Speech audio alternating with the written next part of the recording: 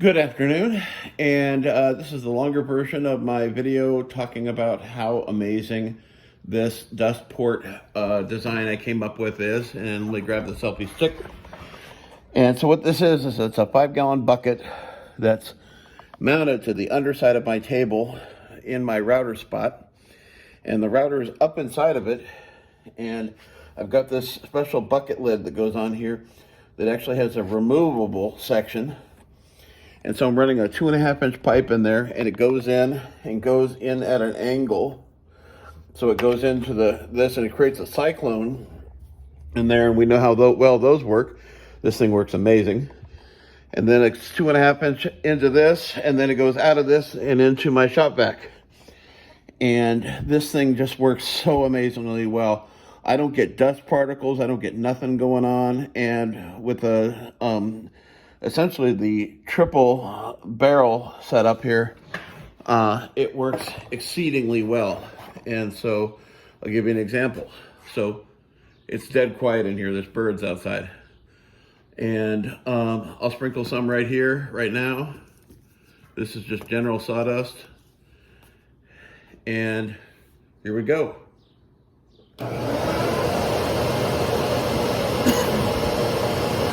You can see it getting sucked in from the edges. And I've got this chamber here that I created. And with this rounding edge here, by the way, this router won't turn on. I've got a pedal switch for it, so it won't turn on no matter what. It's unplugged. And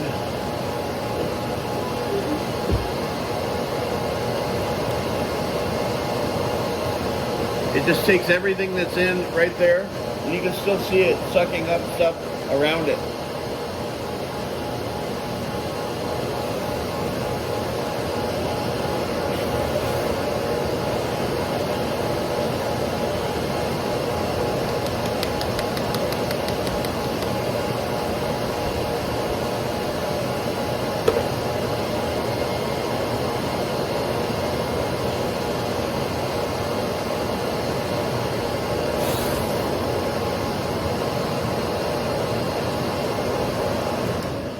Part of what makes this so successful is that I did make a rounding edge here, which you can see here.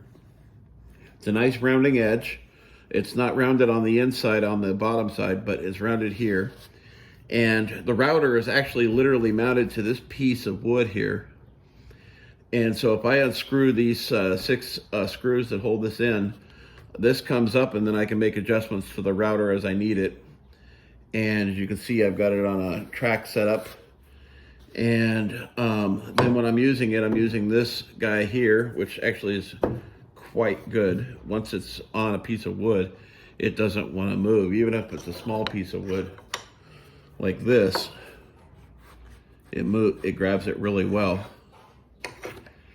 And so this is my setup here. And with this just set up so that this is just slightly in front of the fence, and I mean just a tiny amount in front of the fence, I'm getting a nice good grab with the router. And let's move the blade up so you can see it. And it's making nice cuts. So it's not producing a tremendous amount of wood, you know, like a flush cutter would, but I have put a flush cutter in here. That's why this thing goes up as high as it does, is so that I could do a flush cutter. But this Home Depot bucket design that I came up with, nobody else has done anything like this. I took the Chris No Tap idea of making a cyclone and did it this and turned it on its head, literally, and created this, and this works just phenomenally well. I could sit here without my breather on, and I still don't smell dust in the air. The only reason I put it on is because even though it goes from this design here into my cyclone and then into my vacuum cleaner, which has a bag, and then it also has a micron filter on it as well. But I put a bag on there so that I don't have to replace the filter nearly as often, because bags are cheap. You can get a 5-pack of bags for like 19 bucks, but that filter is like 50 bucks. So I want those to last a little bit longer.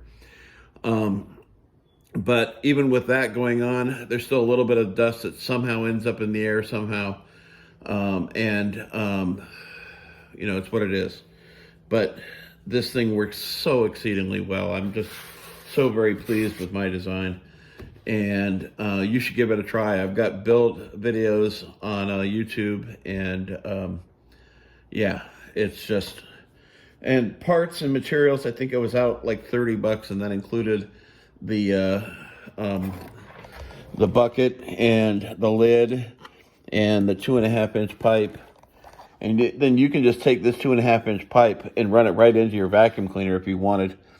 But I chose to put a hole through the side, and you can see the set screw that locks the vacuum hose in place. And then if I need to, if I drop something inside, then I can just unscrew this. And there is some sawdust that ends up inside there. But if something falls in there, I can get to it. I don't have to take everything apart to try and get to it. And when this is in place, it's got a nice foam seal on the inside that makes a firm seal edge. So, you know, I don't have to deal with any losses of air. And that's probably why this thing works so well. I mean, you can see the hose expand when I turn it on, or it shrinks.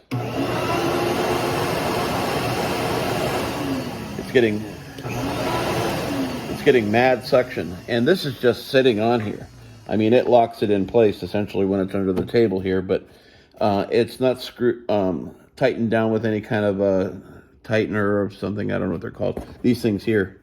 By the way, the ones I'm using are the ones that have the twisty, so you can twist it with your fingers. You don't need a pair of pliers or a screwdriver or something.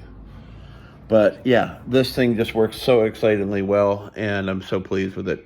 Use it, don't use it. I haven't seen a box design that works really well for getting all the dust. Frequently I see people when they open up their router suction thing where they made a square box of some kind, and the corners always fill with dust, and it just always does its thing. The other thing I noticed is that when this is on, it keeps this bit so cool. I should probably do a video where I measure the temperature after I've run it for a while.